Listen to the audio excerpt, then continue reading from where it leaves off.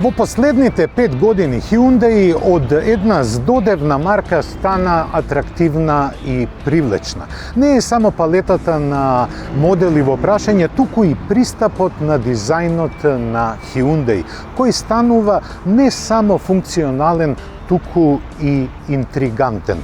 Рестайлингот на Kona не носи некои големи промени, но сепак затегнувањето на борите е направено на добар начин. Задвижувана со хибридна технологија, Kona ни дава една сосема нова перспектива на Hyundai, кој станува еден од производителите со најголема електрифицирана флота. Контурата на Kona е биколорна, што дава посебна емоција во целиот изглед на каросеријата. Задниот дел, барем горниот дел, е многу динамично скроен. Погледнете ги само што светлата. Но, мене овој заден дел не ми се допаѓа. Повеќе ми личи како пубертетлиска акна отколку светлосна група.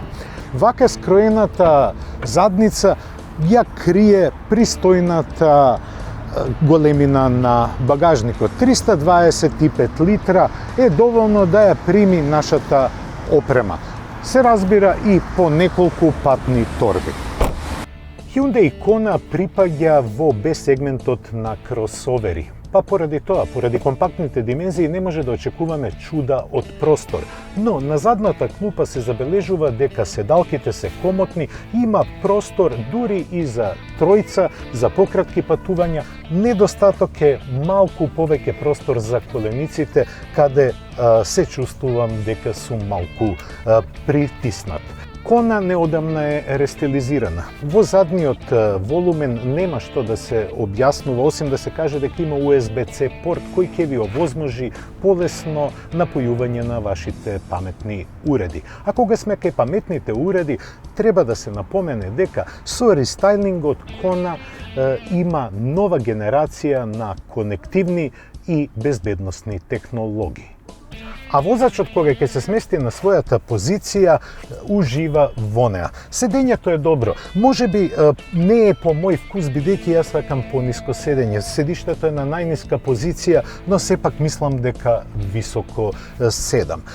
Прекрасен е амбиентот пред возачот, бидејќи пред него има два големи LCD дисплеи. Едниот ни ги дава основните параметри на возењето, но може и да се играте со него и да поставите по инаква графика. Додека конективните технологии се отсликуваат на големиот централен дисплеј. На него е добра графиката и приказот на навигацијата е многу прецизен. Со употребата на технологијата, возачот добива една сосема нова димензија на возењето. Во прашање е инфозабавниот систем и одличното озвучување, кое не беше порано случај да се најде во возилата на Hyundai.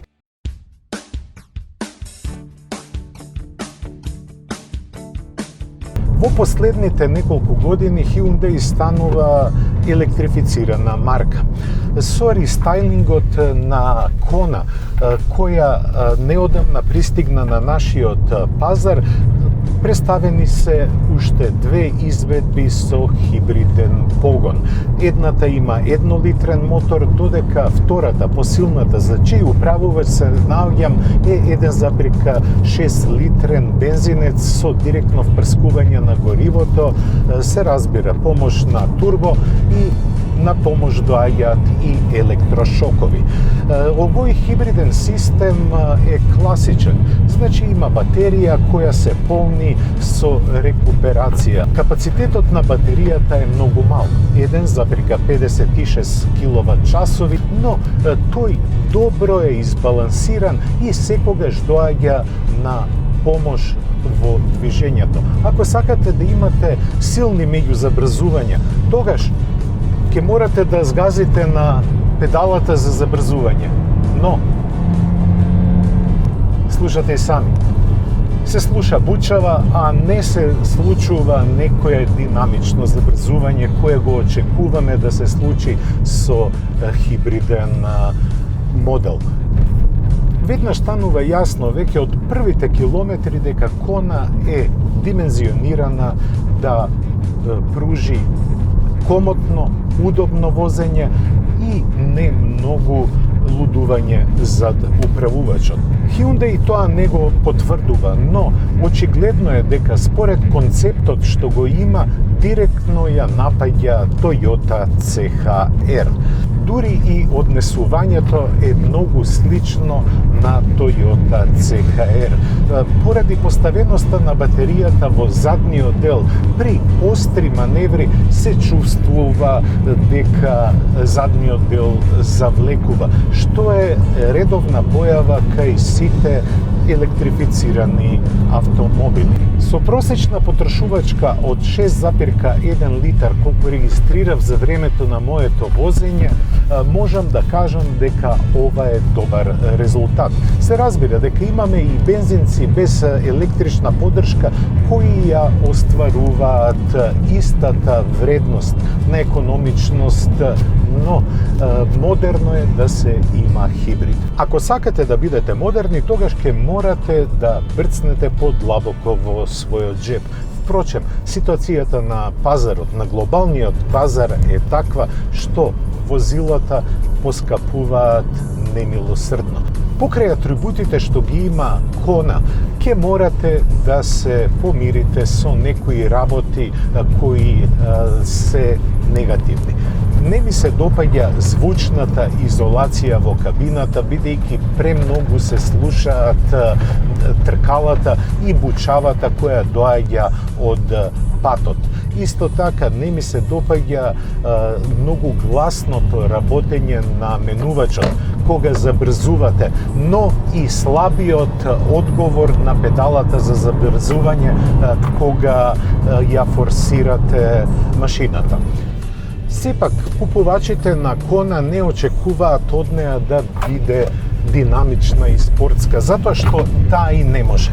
Подпирањето едноставно ве тера да возите посмирено и да уживате во пределите во кои се наоѓате. Подпирањето на Кона е направено да пружи удобство при патување, но поради моторот кој има скоро 150 конски сили, можеби некогаш ќе дојдете и во искушение да ги испробате крајните можности на перформансите.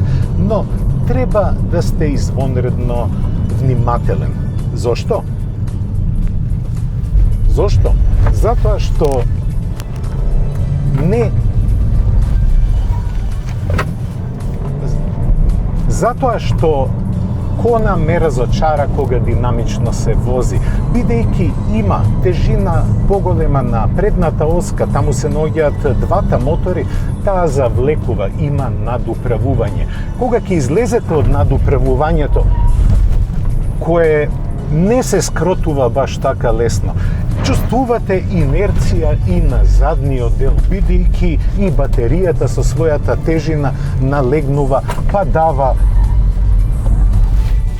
она што не би сакале да го видите. Како и да е, Кона е скроена за удобство, за економичност, за екологија, да има одлична опременост и да пружи задоволство на патување. Доколку сакате динамичен автомобил да имате со знакот на Hyundai, тогаш одберете го подобро и 30. Но, доколку сте семејно ориентиран, тогаш Кона е вистински избор.